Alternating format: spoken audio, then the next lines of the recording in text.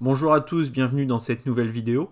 Aujourd'hui, petite FAQ, je vais simplement parcourir les commentaires qui ont été postés sur mes vidéos, essayer de faire une réponse de vive voix. Je vais les piocher un petit peu au hasard, il n'y a pas de préparation particulière.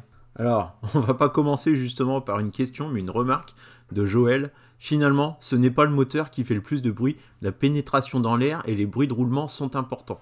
Je ne suis pas rageux. Alors très bonne remarque Joël, effectivement comme il n'y a pas de moteur thermique, on entend plus facilement les bruits d'air par rapport à un moteur à explosion. Ce n'est pas non plus dramatique comme certains peuvent le laisser entendre.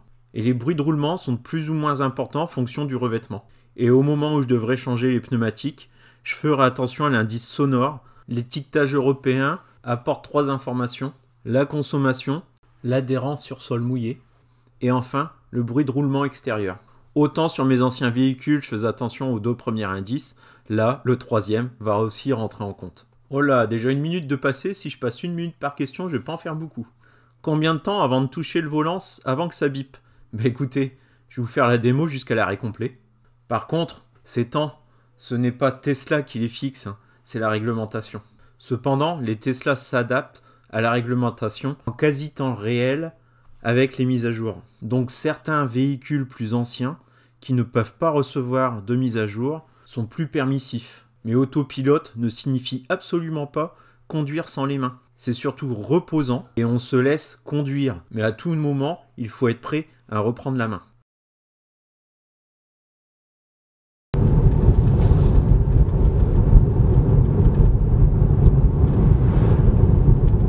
Donc premier signal visuel un peu avant les 15 premières secondes.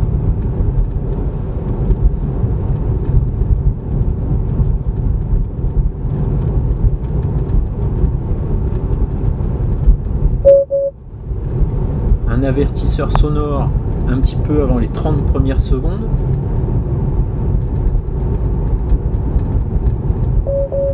Deuxième avertisseur sonore un peu avant les 40 secondes.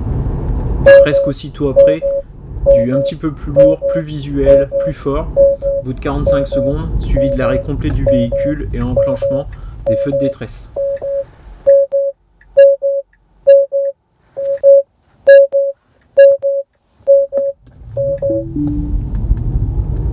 Ensuite, une remarque de Guillaume: désolé, je vais être un peu critique, mais tu testes avec une batterie à moitié vide, mais également froide, comme l'indiquent les pointillés à gauche. Bon bah, même punition. Allez, on refait le test.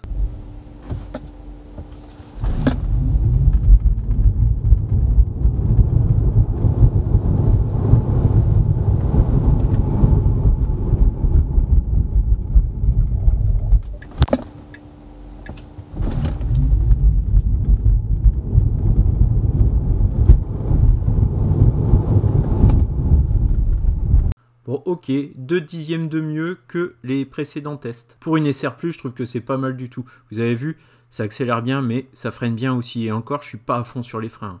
Bon, cette fois-ci, les pointillés à gauche ne signifient pas que la batterie est froide, mais qu'elle est pleine. Et il n'est pas possible pour la batterie d'encaisser une forte récupération d'énergie. Vous savez, la recharge à la fin, elle diminue la vitesse. Simplement parce qu'on ne peut pas envoyer toute la sauce lorsque la batterie est déjà pleine. Donc le frein régénératif est moins fort, batterie pleine. La jauge de gauche, elle indique la capacité de la voiture à récupérer de l'énergie. Ce n'est pas forcément lié à la température de la batterie. Ensuite, une question qui revient assez souvent. Donc là, c'est Nico qui la pose. En gros, je n'ai jamais commandé sur AliExpress, c'est sérieux comme site, délai pas trop long, des entrepôts en France. Alors oui, c'est sérieux. Donc pour ma part, j'ai fortement commandé depuis de nombreuses années sur AliExpress. Je vais jeter un petit coup d'œil à mon compteur. Donc voilà, j'ai 13 pages regroupant chacun 30 commandes. Donc sur ces plus de 300 commandes, dont la plus ancienne date de 2014, j'ai dû ouvrir 5 ou 6 litiges peut-être. Je dirais 2-3 parce que je n'ai jamais reçu le produit et les autres parce que j'ai reçu un produit défectueux.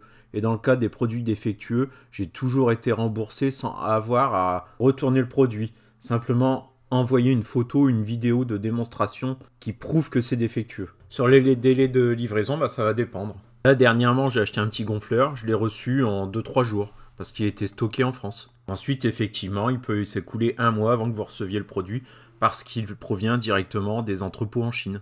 Mais entre payer un jeu de tapis à 400 € chez Tesla pour l'ensemble et 100 € sur AliExpress, personnellement, je préfère attendre un peu et ne payer que 100 €. Surtout que ceux de Lukeezy, ils sont de super qualité. Bon, allez, suivant.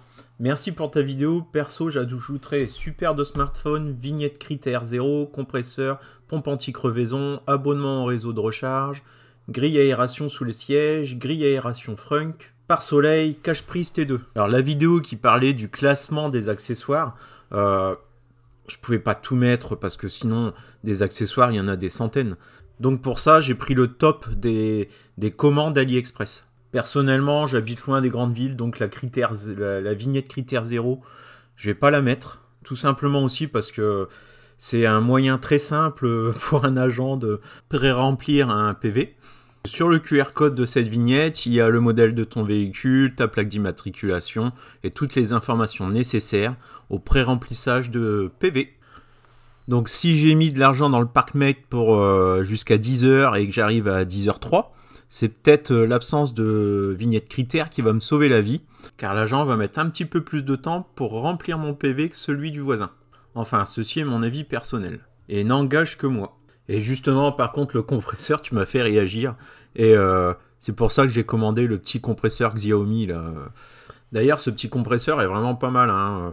On y met la pression désirée et on le branche, on appuie. Et puis, bah, il s'arrête automatiquement à la pression désirée. Un petit peu long au gonflage, mais bon, pour un appoint ou pour secourir, c'est suffisant, je pense. La bombe anti-crevaison, perso, j'en ai pas parce que les pneus qui sont fournis avec, ils ont une bande autour de mousse en fait pour atténuer le bruit de roulement justement. Et cette bande de mousse fait que bah, c'est pas réparable avec une bombe anti-crevaison. Donc je me suis équipé de traditionnelles mèches et d'outils de réparation.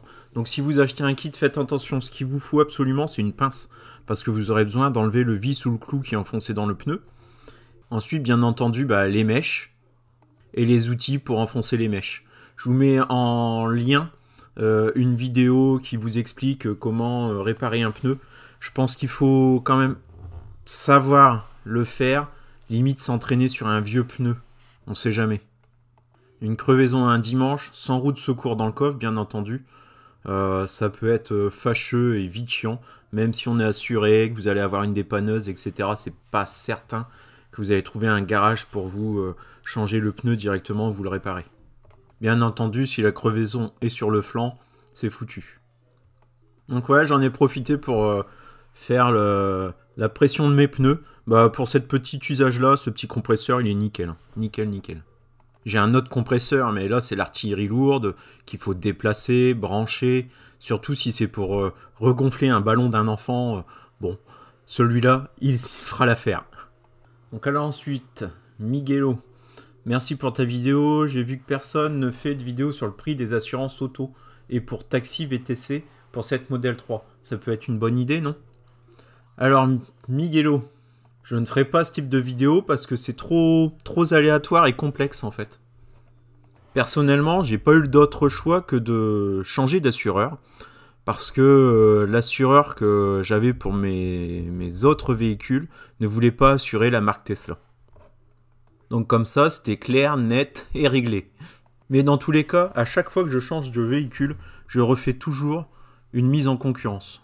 Les tarifs qui vont m'être proposés sont très certainement, et même c'est sûr, pas les mêmes que celles de mon voisin.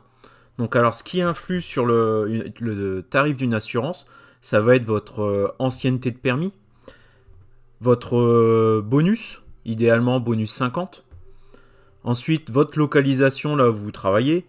Je pense que même la composition de la famille, la couleur de la voiture, enfin selon les assurances, il peut y avoir un millier de paramètres qui vont faire changer votre tarif. Et puis bien sûr, les garanties que vous allez demander. Et si vous ne les demandez pas, ceux qui vont vous être proposés par défaut. Ensuite, il y a certains assureurs qui donnent aussi des bonus si vous assurez plusieurs véhicules chez eux. Donc le plus simple, c'est vraiment de mettre en concurrence plusieurs assureurs. Et pas forcément sur les sites type comparateur de prix. Parce qu'eux, en fait, ils travaillent avec des partenaires déjà sélectionnés avec qui ils vont pouvoir avoir une grosse commission. Donc ça vaut le coup quand même de les utiliser, ces comparateurs, mais de regarder, tiens, quelle assurance n'est pas présente dans ces comparateurs de prix. Personnellement, j'ai fait attention à ce que le toit panoramique soit pris en compte dans un bris de glace, qu'il n'aille pas toucher ma responsabilité ou faire descendre mon bonus. C'est le cas chez certaines assurances. Ensuite, j'ai préféré une franchise un petit peu plus élevée, mais avoir un tarif mensuel moins fort. Ça, c'est un choix personnel. Vous pouvez très bien trouver une assurance qui va vous dire, bah, chez nous, c'est pas de franchise, mais qui sera 20-30 € plus cher d'un point de vue mensualité. Mon calcul, il est simple. J'avais une différence de 20 € pour faire baisser la franchise. Donc en gros, pour gagner 400 € de franchise, en 20 mois sans accident, c'est gagné. J'espère ne pas avoir d'accident tous les 20 mois, effectivement. Donc là, désolé, mais il faut y passer un peu de temps. Donc personnellement, j'ai un tarif de 55 € pour une SR+, qui est garée dans une cour intérieure. Dans le département 60, et pour un bonus de 50%. Et je voulais aussi comme critère une assurance en ligne où j'ai pas besoin de me déplacer, où le scan de documents et les signatures numériques sont autorisées. Donc en gros, il faut chercher un prix correct avec les bonnes garanties. En vérifiant le tarif de mon assurance, je vois que dans l'appli, je peux vous faire économiser 20 € sur le parrainage en fait de mon assurance. C'est 20 € dans les deux sens, hein. 20 € pour moi, 20 € pour vous. Par contre, l'invitation s'envoie par SMS. Donc si ça vous intéresse de faire un devis chez eux, bah, envoyez-moi par mail votre numéro de téléphone ainsi que votre prénom. Et derrière, je vous enverrai l'invitation pour faire un devis chez eux. Par contre, attention, c'est pas parce que j'ai fait ce choix-là que ça sera le meilleur pour vous. Il y a vraiment trop de critères qui sont pris en compte dans un tarif d'assurance. Je traîne et je traite pas beaucoup de questions. Je vais aller voir rapidement donc, les dernières questions si vous m'en avez laissé dans l'espace que je vous ai indiqué ce matin. Alors Rachid, merci à toi de nous faire partager ton expérience. Je reçois ma SR+ début mars et je me demandais si le câble T2 était fourni. Bonne journée. Oui, le câble T2, il y a bien un câble T2 qui est fourni, plus un chargeur mobile. Chargeur mobile qui m'a été remplacé d'ailleurs par Tesla il y a peu, donc super agréable, hein. Le Ranger est passé à la maison, il m'a apporté le chargeur mobile, en même temps je lui ai parlé d'un petit bruit d'air que j'avais sur une porte et il m'a recalibré ma fenêtre. Donc ça c'est vraiment, le service est top, parce que ok il n'y a pas de concession proche, mais il se déplace. Donc ce qui peut paraître un désavantage, moi je le prends comme un avantage quand même.